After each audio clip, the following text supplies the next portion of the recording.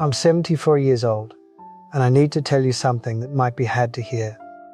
Everything I thought mattered for the first 52 years of my life didn't matter at all. And the worst part, I was so certain I had it figured out. I'm not here to sound wise or to make you feel inspired. I'm here because I'm running out of time, and there are things you need to hear while someone can still say them honestly.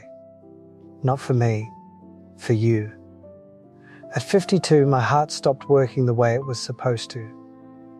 I was sitting in my office, going over numbers that don't matter anymore, when the room tilted. I remember thinking I just needed water. Then I thought I needed air. Then I couldn't think at all. I woke up in a hospital bed, tubes in my arms, machines beeping. My wife sitting in the corner with her face in her hands.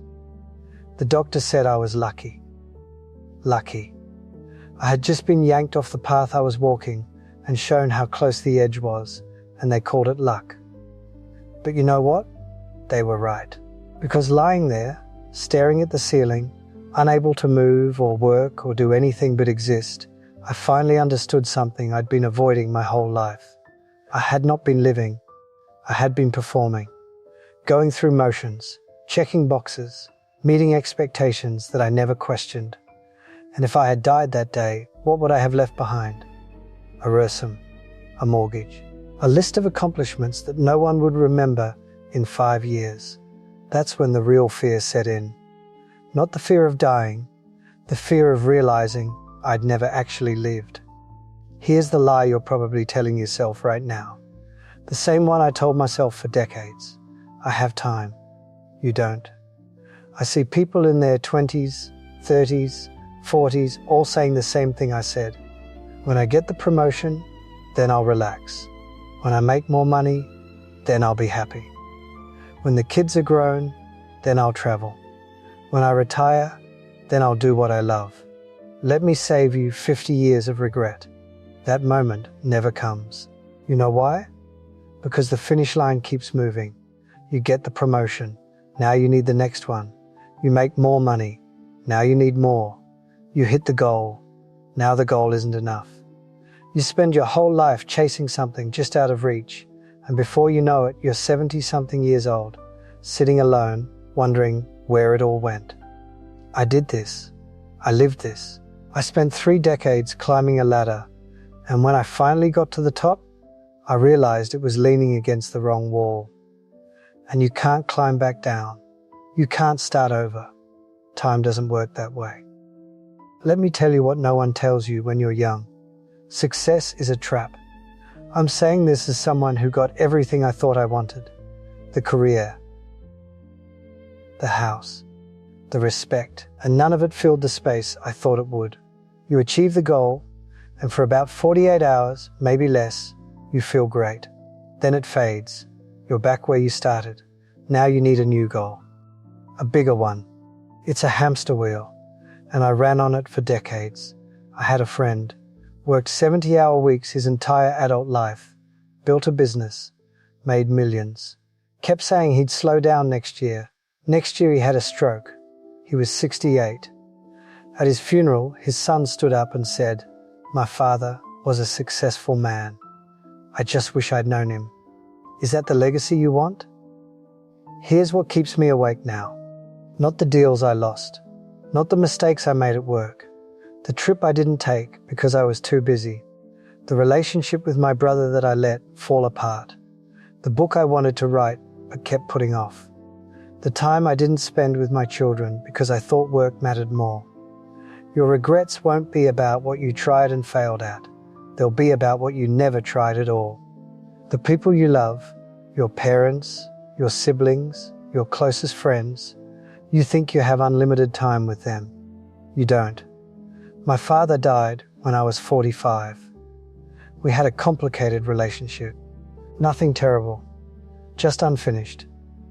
I kept thinking we'd have time to really talk, time to work things out. Then one Sunday, he had a heart attack, gone in hours. You know what haunts me? Not the arguments.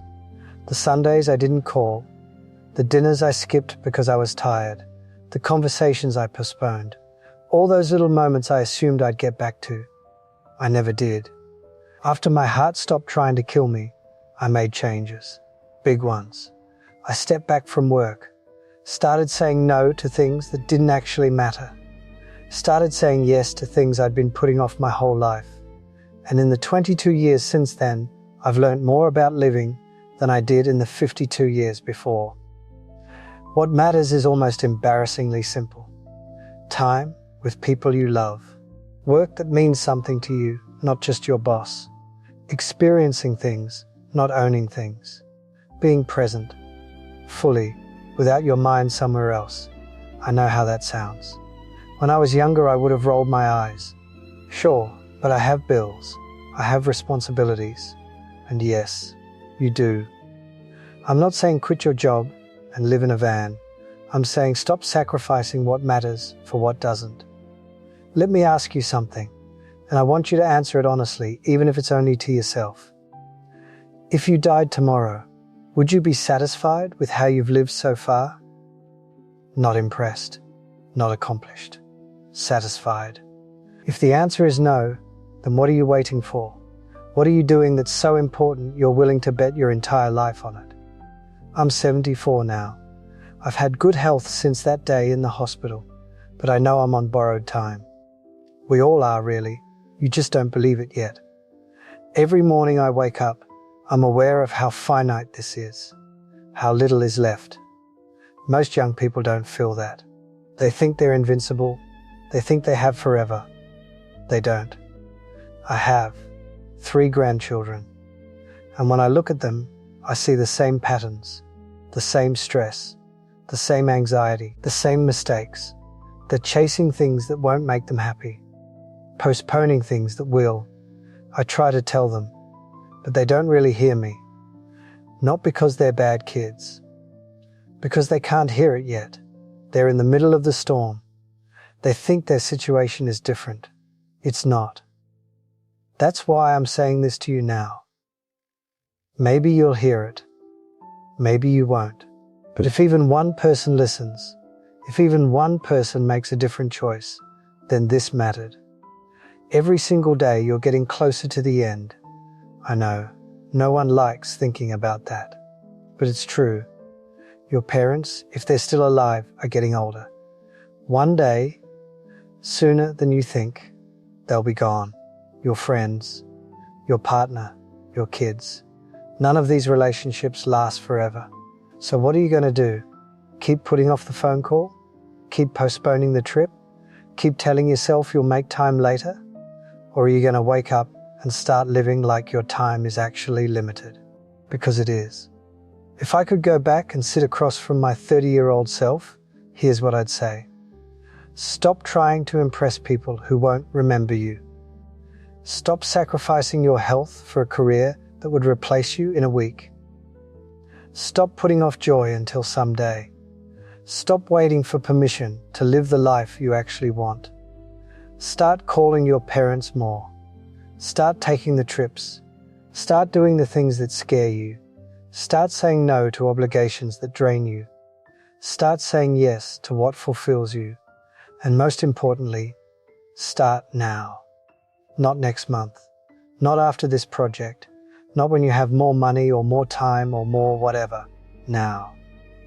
Because I promise you, the perfect moment will never come.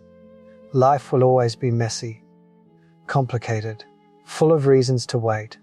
But if you wait, you'll wake up one day and realize you waited your entire life away. I'm 74. If I'm lucky, maybe I have 10 more years, maybe 15, maybe less, and I'm okay with that. Because these last 22 years have been the richest of my entire life. Not because I made more money, because I finally started living intentionally. I've traveled to the places I always said I'd see. I've deepened my relationships with my children. I've forgiven people I held grudges against. I've said I love you more times than I can count. I'm happier now, at 74, with less time left, than I was at 30 when I thought I had all the time in the world. That's the irony. When you finally accept that time is limited, you stop wasting it. You stop postponing. You start living. You have a choice right now, today. You can keep doing what you're doing. Keep chasing success. Keep putting off happiness. Keep telling yourself you'll make time later. Or you can wake up. Realize the clock is ticking faster than you think. And the life you're waiting to live needs to start now. I can't make that choice for you, but I can tell you this. You don't want to be my age, looking back, wishing you'd done it differently. Don't waste 52 years learning what I'm telling you right now. Leave intentionally. Prioritize what actually matters. Stop waiting for someday. Someday is today. It always has been. If this hit you, if something in this landed, don't just scroll past it. Share it. Tell someone. Leave a comment and tell me what you're going to do differently. Because I don't have much time left to say these things. And you don't have as much time as you think to hear them. The clock is ticking. What are you going to do with yours?